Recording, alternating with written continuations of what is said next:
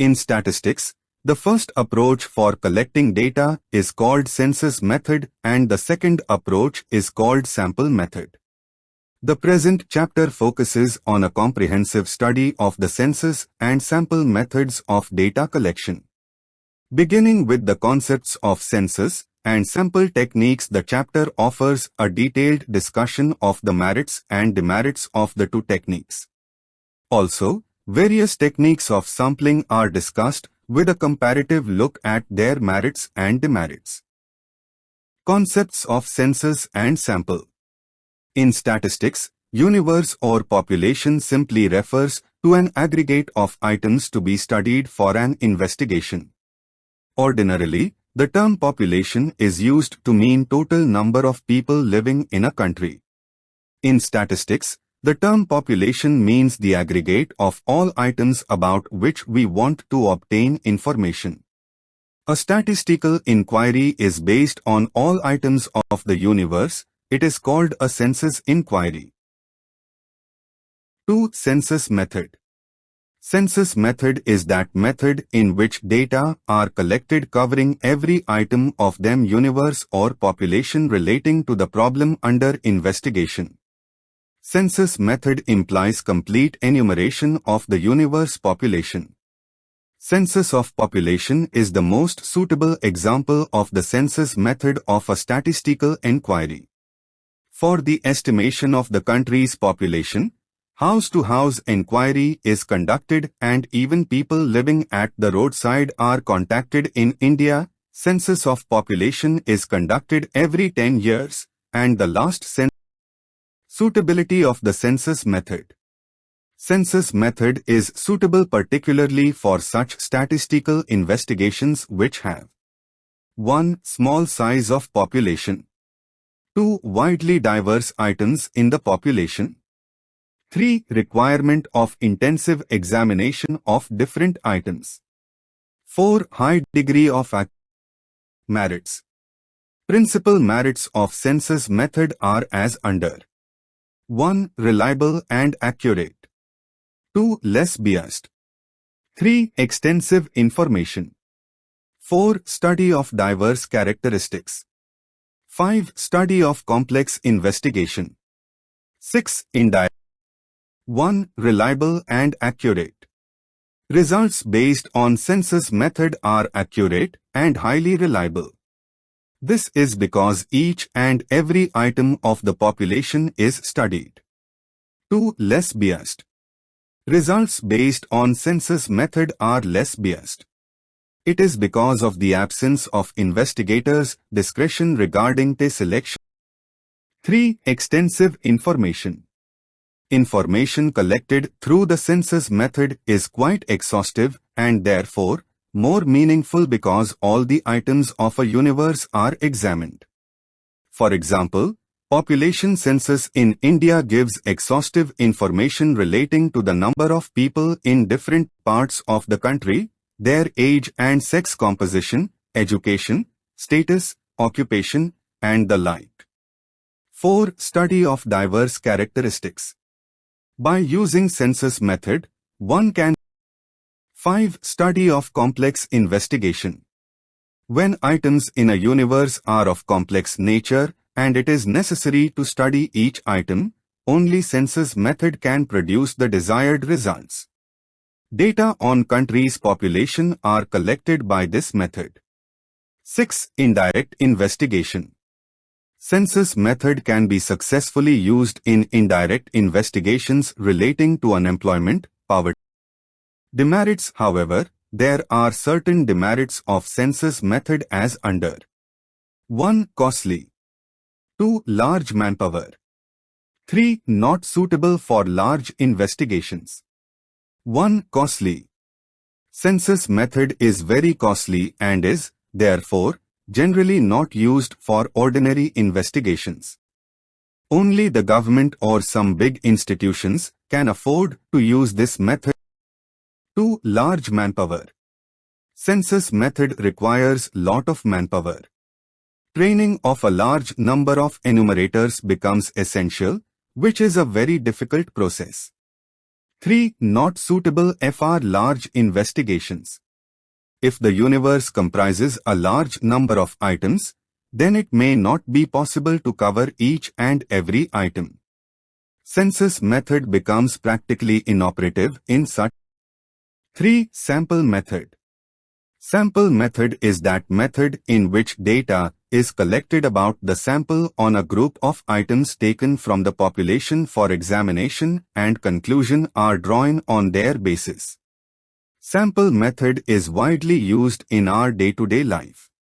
A lady in the kitchen, for example, tests only a grain or two of the rice to know whether the rice is boiled or not. By examining only a few drops of blood, a doctor determines the blood group of a person. Suitability of the sample method. Sample method is particularly suitable when 1. The size of population is very large.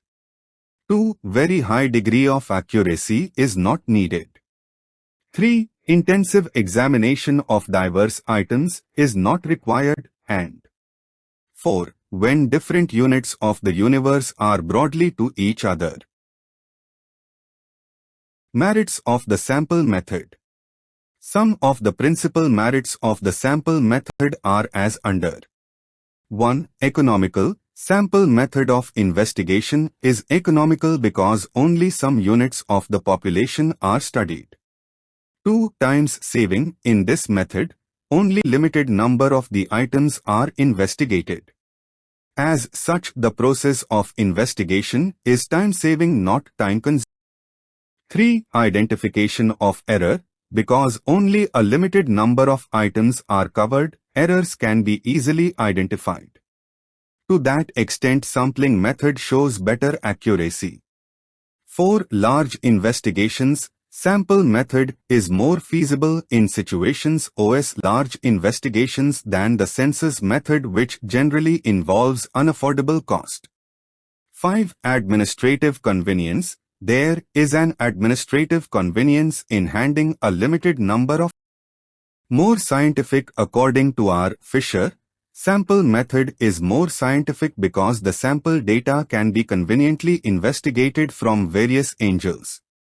Demerits of the sample method. Some demerits of the sample method as under. 1. Partial. 2. Wrong conclusions.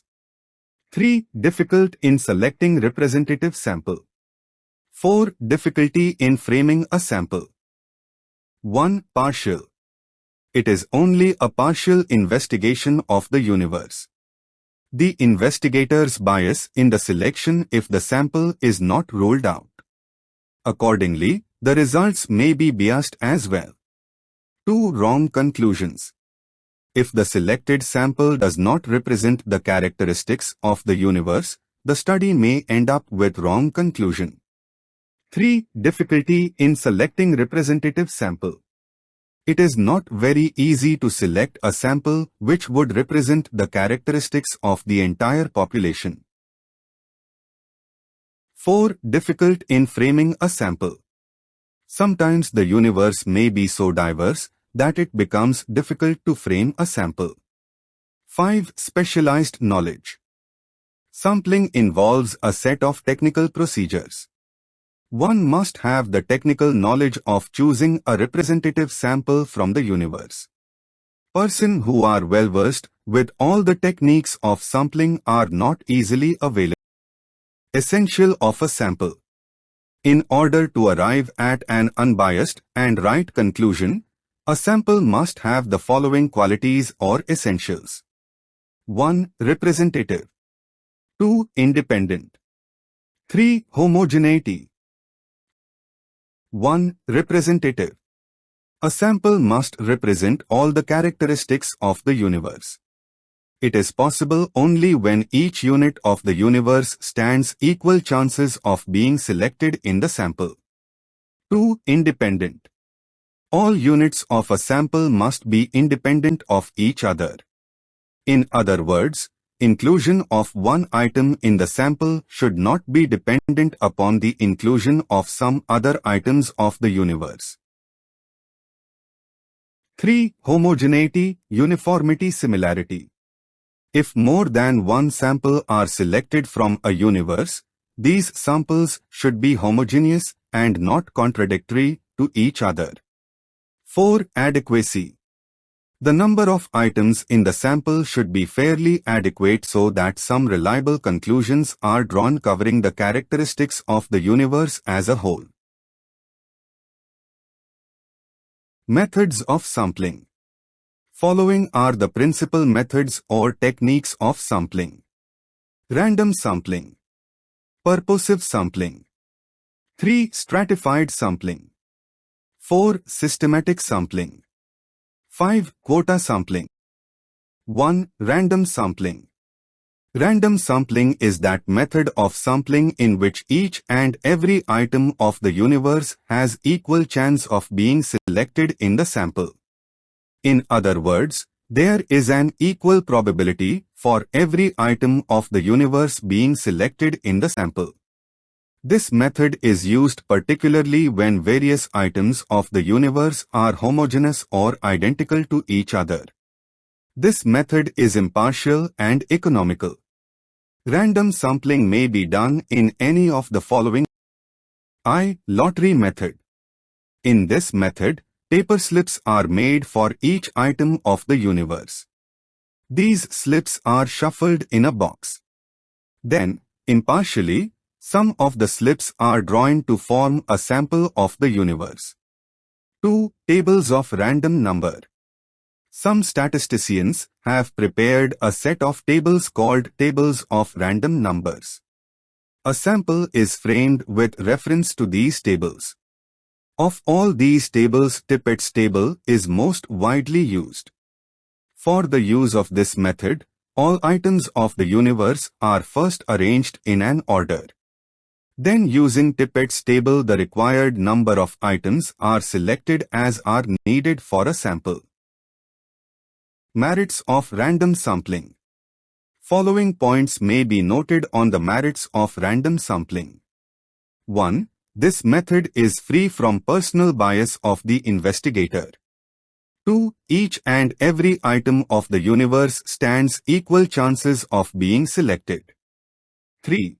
The universe gets fairly represented by the sample. 4. This is a very simple and straightforward method. Demerits of random sampling. However, there are two notable demerits of this method. These are as under. 1. This method does not guarantee proportionate representation of different items in the universe. 2. Random sampling does not give weightage to certain important items in the universe.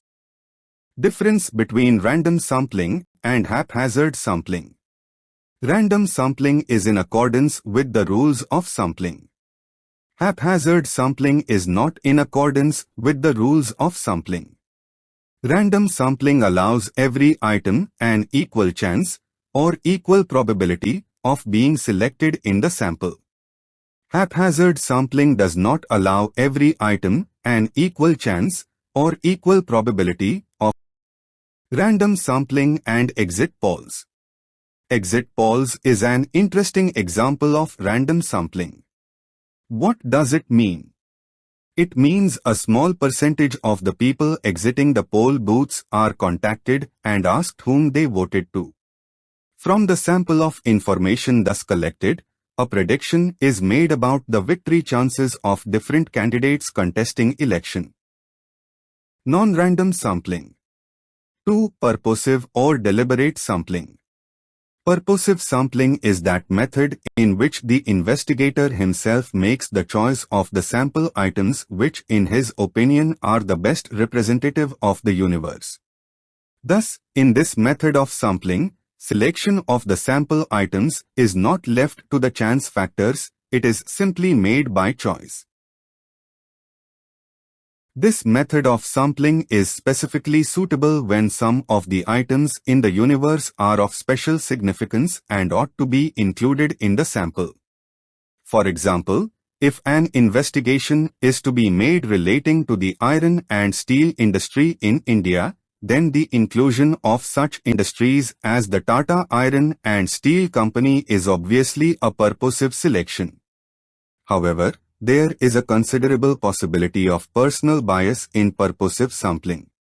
As a result, it loses its credibility. Merits. 1. This method is flexible to allow the inclusion of those items in the sample which are of special significance. 2. Selection of items can be deliberately turned to the purpose of study. 3. It is a very simple technique of selection of the sample items. Demerits.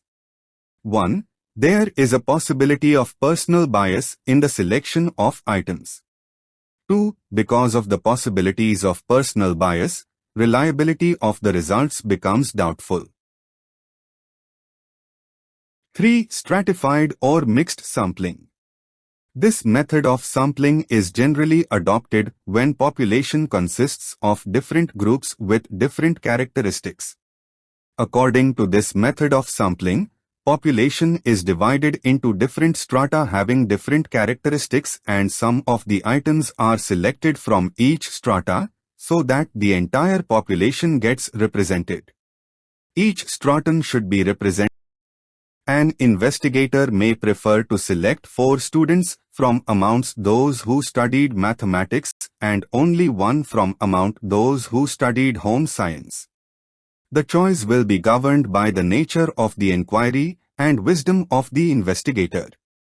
Stratified sample is also called mixed technique of sampling because this method involves the mixture of both purposive sampling and random sampling. The division of population into different strata is purposely done while selection of the merits. 1. This method covers diverse characteristics of the population. 2. On the basis of diverse characteristics of the population, a comparative analysis of the data becomes possible. 3. This method of sampling offers reliable as well as meaningful results. Demerits. 1. This method is suitable only when there is a complete knowledge about the diverse characteristics of the population. Therefore, this has a limited scope. 2. There is a possibility of bias at the time of classification of the population into different strata. 3. When the size of population is already small, it may be difficult to further divide it into smaller parts strata. 4. Systematic sampling. According to this method, units of the population are numerically, geographically and alphabetically arranged. Every nth of the numbered items is selected as a sample item. This method of sampling is, in fact, a shortcut method of random sampling. Merits. 1. This is a very simple method. Sample is easily determined. 2. There is hardly any possibility of personal bias in this method. Demerits. 1. Every item in the population does not get equal chance of being selected because only the first item is selected on the basis of random sampling. 2. If all the items in the population are homogeneous, this method of sampling serves no specific purpose. 5. Quota sampling. In this method, the population is divided into different groups or classes according to different characteristics of the population. Some percentage of different groups in total population is fixed. Further, some quota of the items to be selected as sample items is fixed for each group. The investigator selects the fixed number of items from each group to frame a sample. This method of sampling is not very expensive.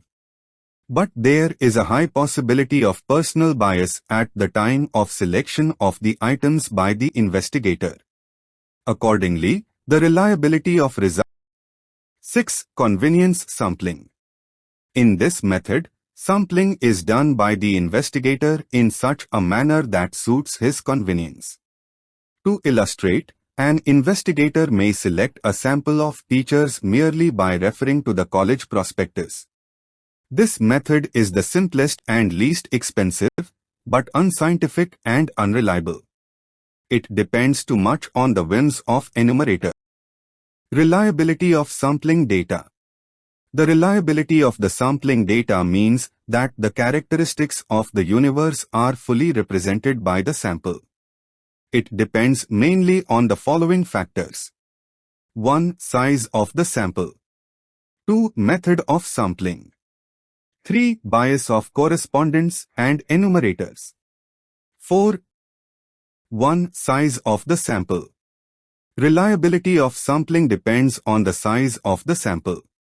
If its size is very small, it will fail to represent the population. Accordingly, the conclusions would lack reliability. 2. Method of sampling. If the method of sampling is not simple and exhaustive, it will not adequately represent the population. Consequently, the results will not be dependable. 3. Bias of correspondence and enumerators. Personal bias of the correspondence and enumerators should be as less as possible. Otherwise, reliability of the sampling data is bound to suffer. 4. Training of enumerators. Reliability of sample also depends upon the training of the investigators. If they are not trained to make them expert in their field of investigation, the sample will. Census and sampling methods, a comparative look. Some of the principal differences between census and sampling methods are as under. 1. Conveyance. 2. Suitability. 3. Accuracy. 4. Cost. 1. Coverage. In the census technique, an investigator collects information relating to all the items in the population. In sampling method, on the other hand, only some of the items which represent the population are covered for an investigation. 2. Suitability. Census method is suitable when the area of investigation is relatively small. On the other hand, when the area of investigation is large, it is the sampling method which is generally used.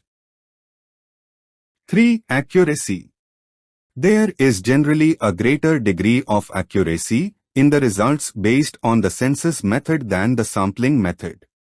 This is because in the census method each and every item of the population is studied. As against it, there is less accuracy and reliability in the sampling method because it studied only a few items of population. However, errors can be easily detected and removed in the sampling method because of the small number of items. To that extent, sampling method shows greater accuracy than the 4. Cost. Sampling method is certainly much less expensive than the census method. Smaller the sample size out of the given population, lesser the cost of investigation. 5. Time. Sample method is less time-consuming than the census method. 6. Nature of items. Census method is particularly suitable when the items in the population have diverse characteristics. On the other hand, sample method is suitable when items in the population are homogeneous. 7. Verification. Verification of the statistical information obtained through census method is generally not possible. It would involve huge expenses and the repetition of the whole process. Sample information, on the other hand, can be easily verified. In case of doubt, statistical errors, sampling and non-sampling errors. Statistical errors are broadly classified as I. Sampling errors and 2. Non-sampling errors.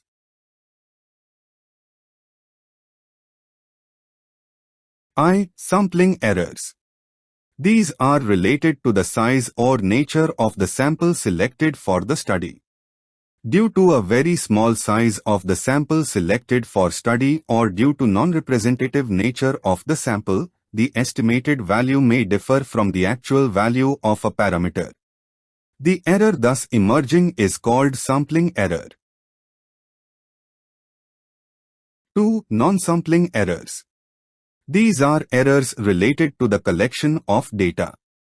These are of the following types. Error of measurement. Error of measurement may occur due to I. Difference in the scale of measurement and 2. Difference in the rounding off procedure adopted by different investigators. Error of non-response. This arises when the respondents do not offer the required information. Error of misinterpretation. This arises when the respondent fails to interpret the questions in the questionnaire. Error of calculation or arithmetical error. It occurs in the course of addition, subtraction or multiplication of data. Error of sampling bias. It occurs when, for some reason or the other, a part of target population cannot be included in the choice of sample. Large the field of investigation or larger the population size, greater is the possibility of errors related to the collection of data or data acquisition. It must be noted here that a non-sampling error can be minimized by opting for a larger sample size. No such possibility exists in case of non-sampling errors.